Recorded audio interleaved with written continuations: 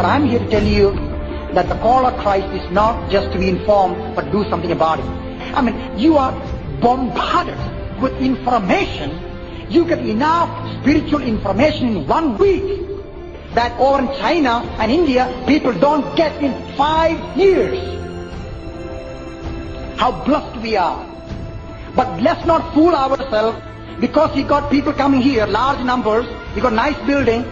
Let's not fool ourselves. That don't mean we are impacting the world. Nearly 3 billion people live on planet Earth that never heard the name Jesus.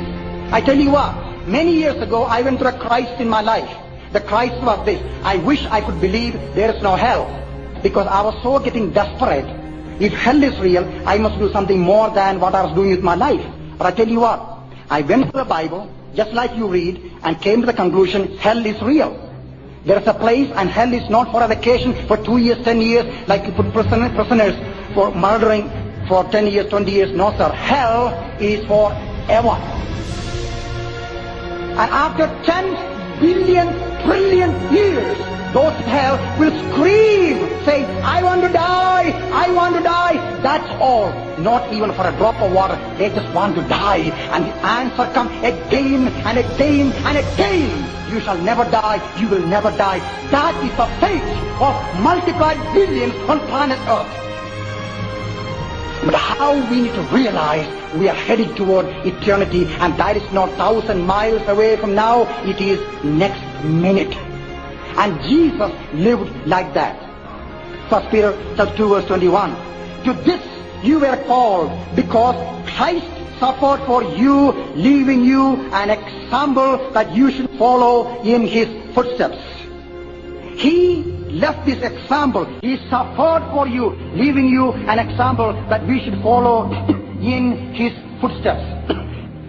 The reason why we in America, with all the teaching, all the music, all the stuff going on, our lives are shallow, still struggling with sin, and struggle in our private thought life with things that you know not pleasing God, and the lack of victory in your life, lack of authority of God in your life, seeking to please men rather than God.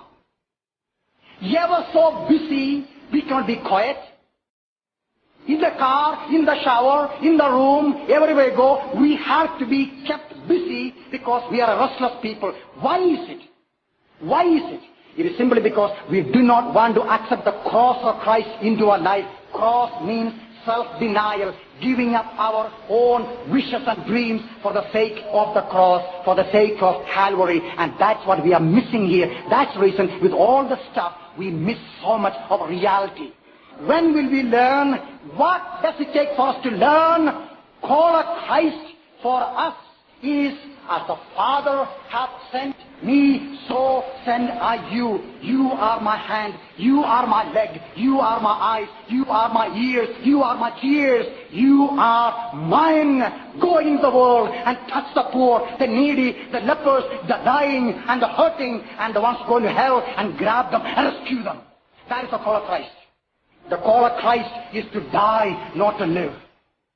You must, by the grace of God, make a decision that, Lord, I want approval from you and no one else.